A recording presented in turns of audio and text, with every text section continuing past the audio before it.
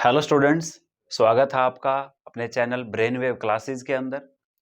कल जो हमने क्लास की थी उस क्लास के दौरान हमने इंट्रो किया था सॉल्यूशंस के बारे में। थोड़ा इंट्रोडक्शन हमने देखा था, सॉल्यूशंस क्या होते हैं, उनके कितने टाइप्स होते हैं।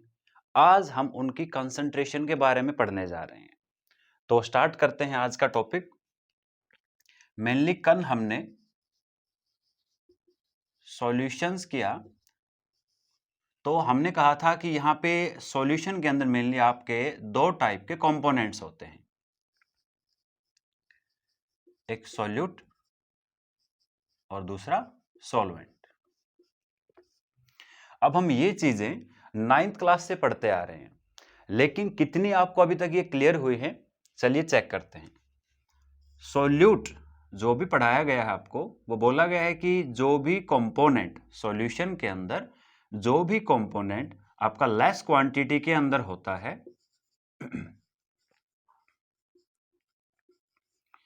जो भी कंपोनेंट लेस क्वांटिटी के अंदर होता है उसको सॉल्यूट बोलते हैं, और जो भी कंपोनेंट आपका लार्ज क्वांटिटी के अंदर है, जो कंपोनेंट आपका लार्ज क्वांटिटी के अंदर है उसको आप सॉल्वेंट बोलते हैं। तो इसी बेस पे अगर हम एक क्वेश्चन करते हैं, इस क्वांटिटी का मतलब क्या है बेटा, इस क्वांटिटी का मतलब क्या है, ये चीज देखनी हमारे लिए मेन है। कि अगर हम यहाँ पे क्वेश्चन करते हैं कि 180 ग्राम ऑफ ग्लूकोज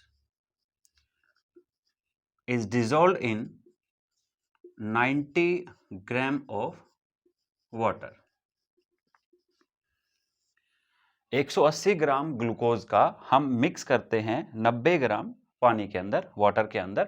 तो यहां अगर आपसे पूछा जाए कि इन दोनों को मिला के जब सॉल्यूशन बनाया गया, तो इनमें से कौन सा कंपोनेंट सॉल्यूट है और कौन सा कंपोनेंट सॉल्वेंट है।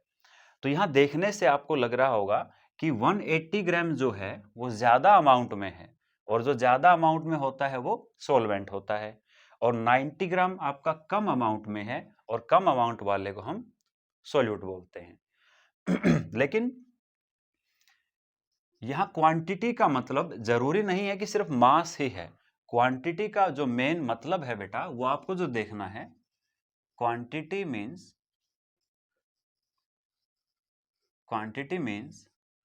Number of moles,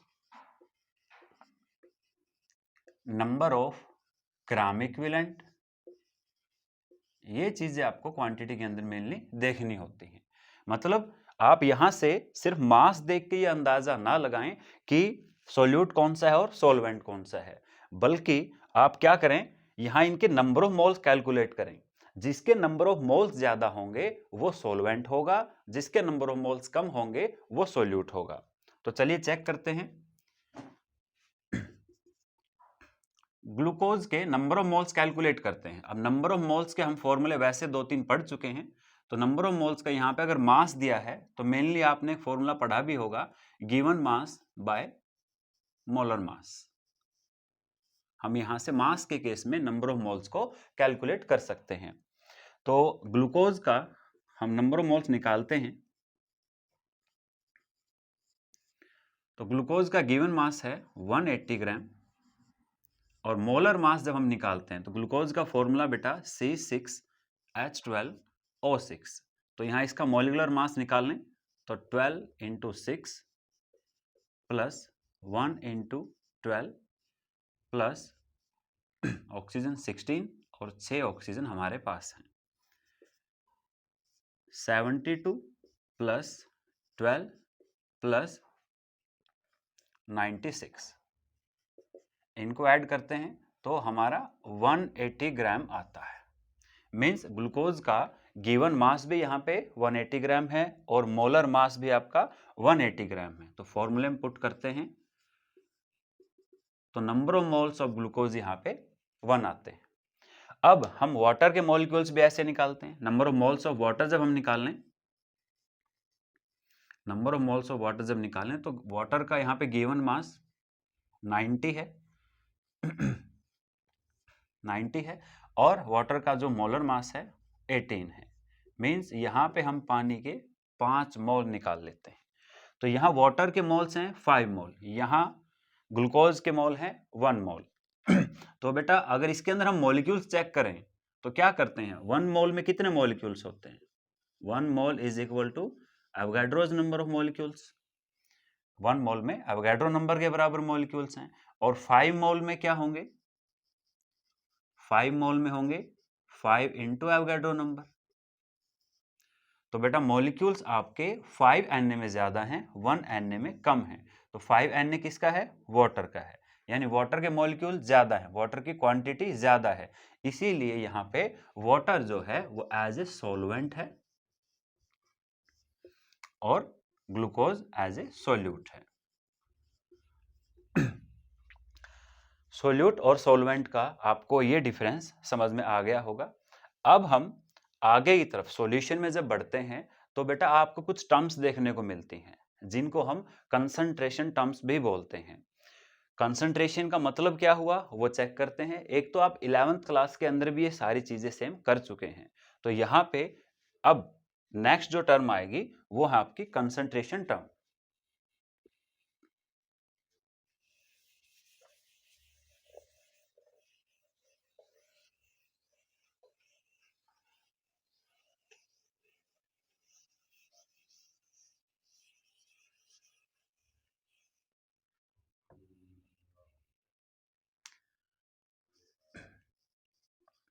concentration terms, concentration का मतलब क्या होता है, सबसे पहली चीज तो कंसंट्रेशन को डिफाइन कैसे करते हैं। कंसंट्रेशन का मतलब होता है बेटा quantity of solute in a solution और सॉल्वेंट। मतलब किसी भी सॉल्वेंट के अंदर या किसी सॉल्यूशन के अंदर सॉल्यूट की कितनी क्वांटिटी है उसको बोलते हैं कंसंट्रेशन। सॉल्यूट की क्वांटिटी, क्वांटिटी का मतलब यहाँ पे कुछ भी हो सकता है, सॉल्यूट के कितने परसेंटेज हैं, सॉल्यूट के कितने मोल हैं, सॉल्यूट की कितनी वॉल्यूम है, सॉल्यूट के कितने नंबर ऑफ ग्राम इक्विवेलेंट हैं, उन सभी को जब हम चेक करते हैं तो कंसंट्रेशन टर्म बोला जाता है। मेनली कंसंट्रेशन टर्म्स को हम दो पार्ट में डिवाइड करते हैं, कैटेगराइज करते हैं। एक होती है बेटा temperature dependent and second is temperature independent.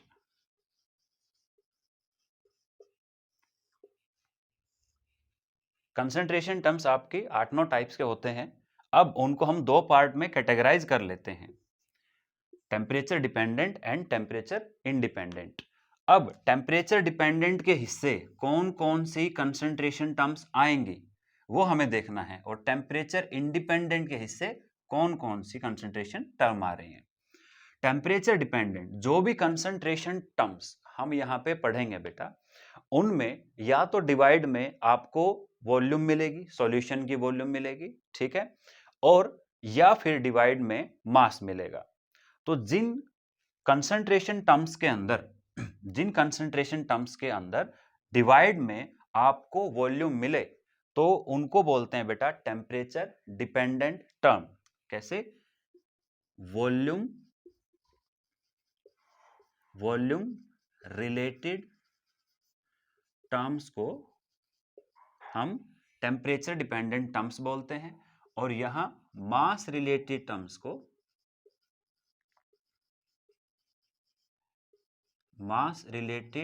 Terms को टेम्परेचर इंडिपेंडेंट बोलते हैं। मींस जो वॉल्यूम होती है बेटा, वॉल्यूम टेम्परेचर के ऊपर डिपेंड करती है। जैसे हम टेम्परेचर बढ़ाते हैं तो लिक्विड के पार्टिकल्स की काइनेटिक एनर्जी बढ़ जाती है और वो पूरे कंटेनर के अंदर फैलने लगते हैं, जिससे उनकी वॉल्यूम पे असर पड़ता है, यानी उनकी वॉल्यूम क्या हो जाती है, थ्रू आउट द कंटेनर ज्यादा हो जाती है। अब यहाँ पे टेम्परेचर इंडिपेंडेंट टर्म्स मींस जिन भी टर्म्स के डिवाइड में मास आता है, क्योंकि मास जो है टेम्परेचर के ऊपर डिपेंड नहीं करता, इसीलिए जो मास रिलेटेड टर्म्स होती हैं उनको बोलते हैं टेम्परेचर इंडिपेंडेंट टर्म्स। आइए इन टर्म्स के बारे में हम जानकारी ले लेते हैं।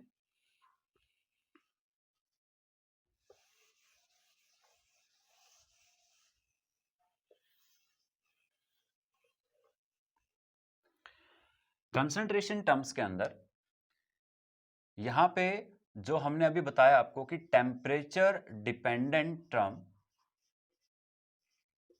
और टेम्परेचर इंडिपेंडेंट टर्म्स, तो यहां पे जो भी आप टेम्परेचर डिपेंडेंट टर्म हैं, अगर एक टेम्परेचर डिपेंडेंट टर्म को आप दूसरी टेम्परेचर डिपेंडेंट टर्म के अंदर कन्वर्ट करना चाहते हैं, उनके बीच में रिलेशन देखना चाहते हैं, तो बेटा कोई भी एक्सटर्नल फैक्टर रिक्वायर्ड नहीं होगा। कोई भी एक्सटर्नल फैक्टर रिक्वायर्ड नहीं होगा अगर एक टेम्परेचर डिपेंडेंट टर्म को दूसरी टेम्परेचर डिपेंडेंट टर्म में ही अगर हमको कन्वर्ट करना है। ऐसे ही एक टेम्परेचर इंडिपेंडेंट टर्म को दूसरी किसी टेम्परेचर इंडिपेंडेंट टर्म में कन्वर्ट करना है, तो वहां भी आपका एक्सटर्नल फैक्टर रिक्वायर्ड नहीं है। बट आप चाहते हैं कि एक टेम्परेचर डिपेंडेंट टर्म को टेम्परेचर इंडिपेंडेंट टर्म के अंदर अगर कन्वर्ट करना चाहते हैं, तो बेटा यहां पे रिक्वायरमेंट पड़ेगी एक एक्सटर्नल फैक्टर की। देखिए टेम्परेचर डिपेंडेंट हमने किसको बोला, जो आपकी वॉल्यूम रिलेटेड टर्म है, और टेम्परेचर इंडिपेंडेंट किसको बोला, जो आपकी मास रिलेटेड टर्म है। यानी अगर हमको वॉल्यूम रिलेटेड टर्म से कोई वॉल्यूम रिलेटेड टर्म है में ही अगर कन्वर्जन करना है, तो वहां कोई एक्सटर्नल फैक्टर रिक्वायर्ड नहीं है। लेकिन अगर हमको सेम यहां पे है मास रिलेटेड टर्म को अगर हमें दूसरी किसी मास रिलेटेड टर्म के अंदर कन्वर्ट करना है, तो कोई एक्सटर्नल फैक्टर की रिक्वायरमेंट नहीं है। But if we want to convert a volume related term into a mass related term, then we required an external factor, और वो आपका ऐसा फैक्टर होना चाहिए जो इन दोनों के बीच में कॉमन हो, जैसे डेंसिटी। डेंसिटी एक ऐसा फैक्टर है जो मास बाय वॉल्यूम यानी मास और वॉल्यूम के बीच में एक रिलेशन एस्टैब्लिश करता है। तो यहां भी मास और वॉल्यूम के बीच में हमें क्या करना है, एक रिलेशन एस्टैब्लिश करना है, तो we required a common factor for it. Understood. अब यहां पे कंसंट्रेशन टर्म्स कौन कौन सी हैं और कैसे उनको डिफाइन किया जाता है, क्या फॉर्मूलाज हैं, उनके ऊपर थोड़ा सा बात करते हैं। कंसंट्रेशन टर्म में सबसे पहले हम पढ़ते हैं स्ट्रेंथ, सेकंड मोलैरिटी, मोलैलिटी,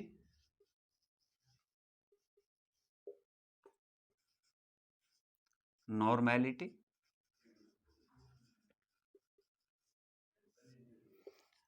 मास परसेंटेज या परसेंटेज से ही डिनोट कर देते हैं, formality,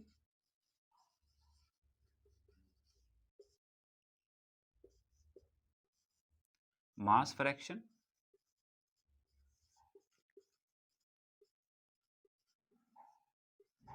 mole fraction,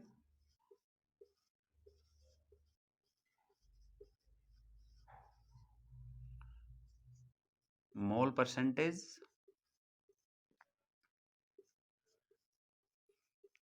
PPO, PPH, PPL, PPM, PPB etcetera. ये आपके 9 से 10 टाइप्स के आपके कंसंट्रेशन टर्म्स आ जाते हैं। इनमें बेटा जिनके डिवाइड में भी वॉल्यूम आएगा, जिनके फॉर्मूले में भी वॉल्यूम आ रहा है, इसका मतलब वो टेम्परेचर डिपेंडेंट टर्म है, और जिनके डिवाइड में भी मास आ रहा है वो आपके टेम्परेचर इंडिपेंडेंट टर्म है। तो एक एक करके इनके बारे में हम जानकारी लेते हैं। तो स्टार्टिंग में आज हम पढ़ रहे हैं स्ट्रेंथ के बारे में। यानी अगर किसी क्वेश्चन में आपसे पूछा जाए कि सॉल्यूशन की स्ट्रेंथ क्या है,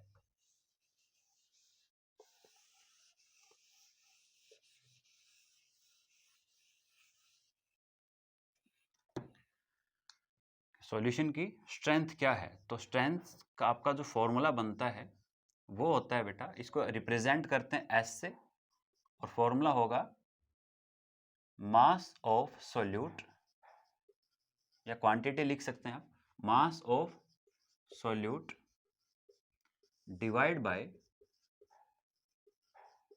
वॉल्यूम ऑफ सॉल्यूशन। अब कई बच्चों के दिमाग में एक चीज आती है कि सर यहाँ मास है, नीचे वॉल्यूम है, और मास बाय वॉल्यूम क्या होती है, डेंसिटी होती है। लेकिन बच्चों आप ये देखें कि मास किसका है, सॉल्यूट का, और वॉल्यूम किसकी है, सॉल्यूशन की है। तो अगर दोनों सेम टर्म होती तब हम इसको डेंसिटी बोल सकते थे, लेकिन यहाँ पे अलग अलग टर्म है, इसीलिए इसको हम क्या बोलते हैं, स्ट्रेंथ बोलते हैं। अब मास ऑफ सॉल्यूट, मास को रिप्रेजेंट करते हैं आप ग्राम के अंदर, इसकी अगर यूनिट देखी जाए, और वॉल्यूम ऑफ सॉल्यूशन, अब वॉल्यूम को रिप्रेजेंट करते हैं लीटर में, तो स्ट्रेंथ की जो यूनिट बनेगी बेटा वो क्या बनेगी, ग्राम पर लीटर बनेगी। ओके, सेकंड जो हम कंसंट्रेशन टर्म देखने जा रहे हैं वो है मोलैरिटी। मोलैरिटी जिसको रिप्रेजेंट किया जाता है कैपिटल एम से।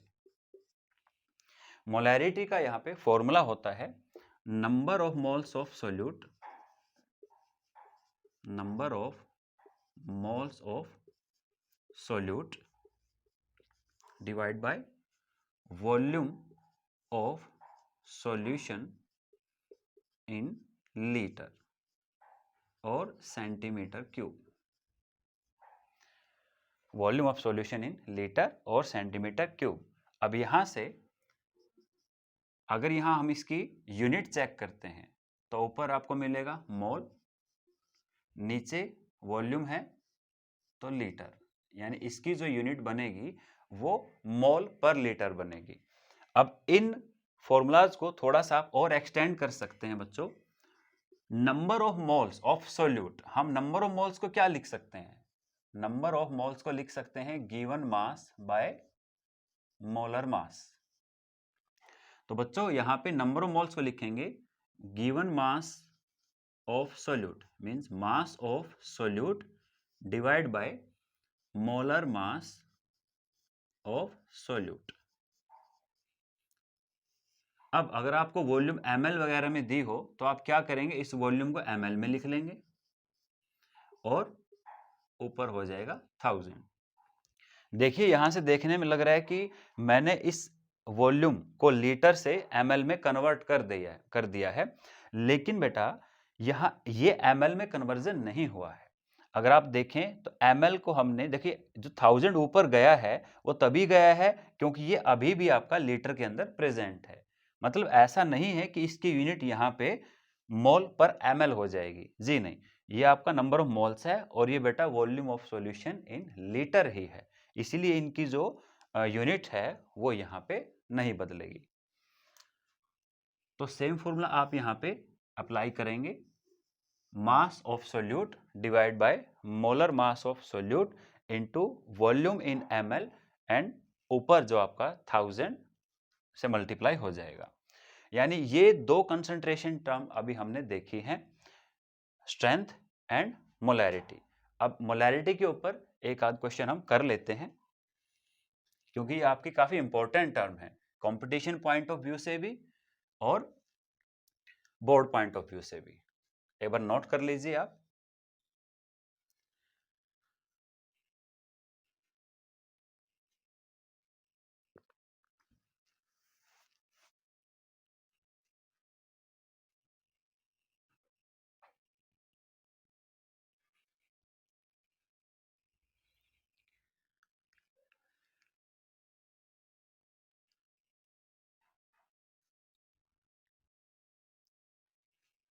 चलिए क्वेश्चन देख लेते हैं।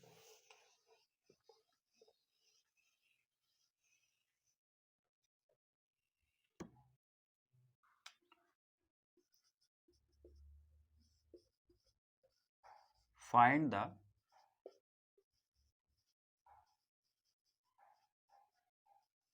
Molarity of 4 gram NaOH dissolved in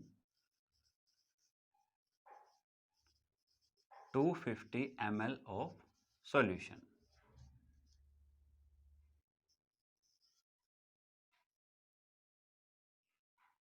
Find the molarity of 4 gram NaOH. अगर हम 4 ग्राम NaOH को बेटा डिजोल्व करते हैं 250 ml ऑफ सॉल्यूशन के अंदर, तो इसकी मोलैरिटी फाइंड आउट कीजिए। तो यहाँ पे मोलैरिटी का फॉर्मूला लगा लेते हैं बच्चों। Molarity is equal to number of moles of solute divide by volume of solution in litre. तो number of moles of solute, जैसे हमने इस फॉर्मूला को एक्सटेंड किया था, number of moles of solute को क्या लिख सकते हैं?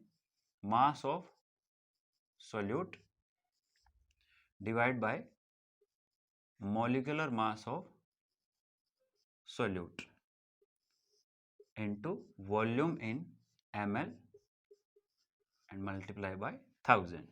तो यहां पे बेटा मास ऑफ सोल्यूट कितना दिया हुआ है? 4 gram. Molecular mass of solute, sodium hydroxide का molecular mass, sodium 23, oxygen 16, hydrogen 1 means 40 gram. Molecular mass sodium hydroxide का हो गया। Volume in ml 250 ml multiply by 1000। ये कैंसल, यानी मोलैरिटी आपकी 0.4 मोलर।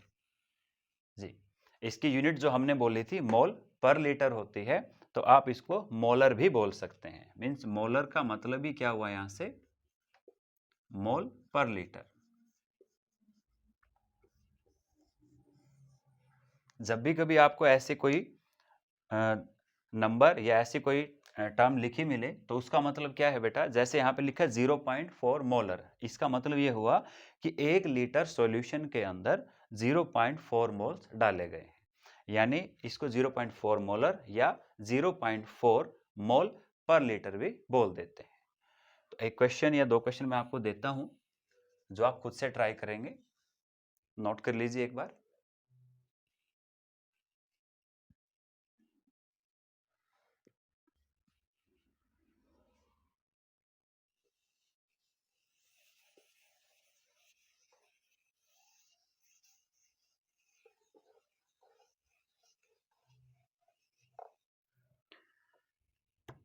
किसी भी questions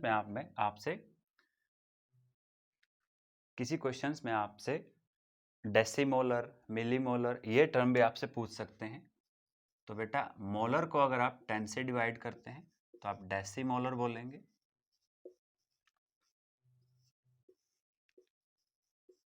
if it is divided by 100, centimolar.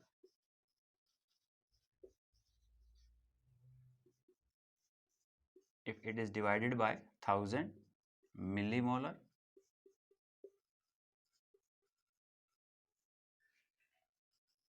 It is divided by 10 raised to power 6, micromolar.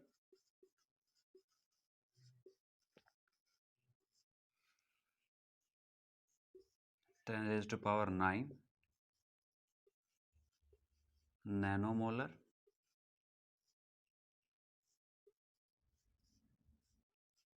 10 raised to power 12, पिकोमोलर।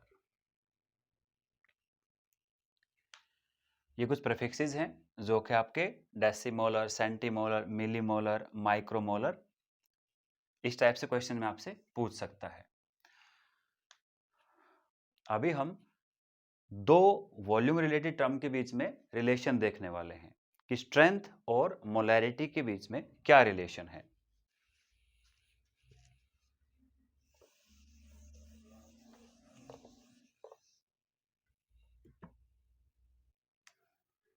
Strength का हमने अभी जैसे फॉर्मूला किया,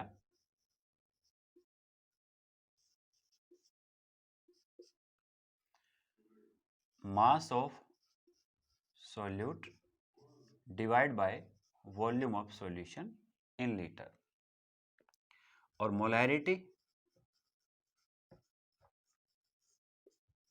मोलैरिटी का number of moles of solute divide by volume of solution in litre.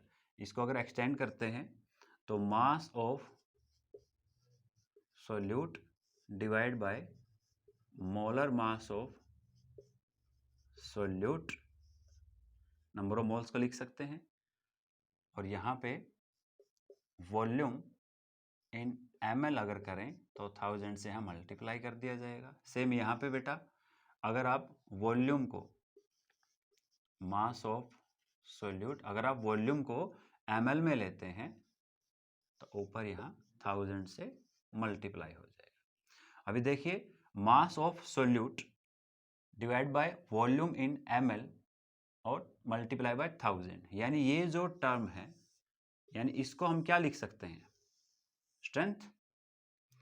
इसको यहाँ पे strength लिख सकते हैं। तो क्या हो जाएगा, molarity is equal to strength divide by molecular mass of solute. या फिर अगर आप यहां से स्ट्रेंथ का फॉर्मूला निकालना चाहते हैं तो strength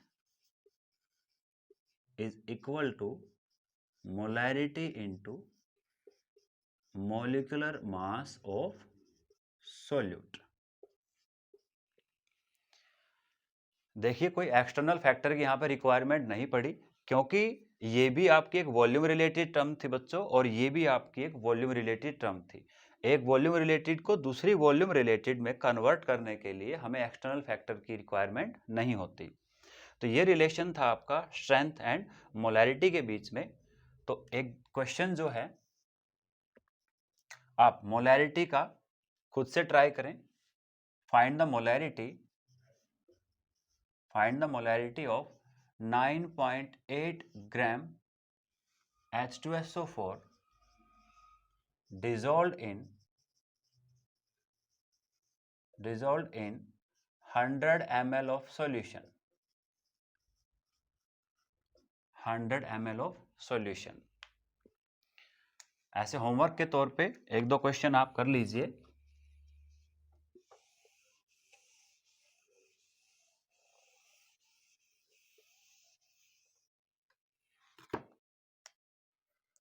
find molarity of 10.6 gram Na2CO3 in 450 ml of solution। 6 gram of urea in 250 ml of solution।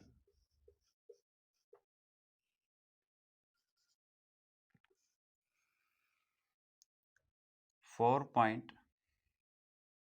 4 gram of CO2 dissolved in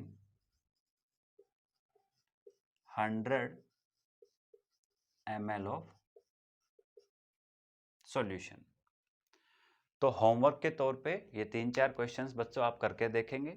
इसके बाद नेक्स्ट वीडियो में हम मोलैरिटी को ही थोड़ा एक्सटेंड करने चलेंगे।